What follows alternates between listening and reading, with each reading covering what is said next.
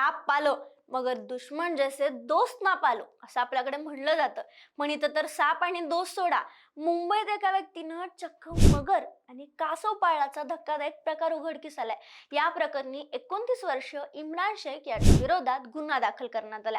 3 फेब्रुवारीला police, one विभाग आणि सर्व इंडिया या स्वयंसेवी संस्थेचे लोक झू येथील JR मात्रे मार्गावरील रुईया पार्क, मोरागाव शंकर चाळ येथे पोहोचले.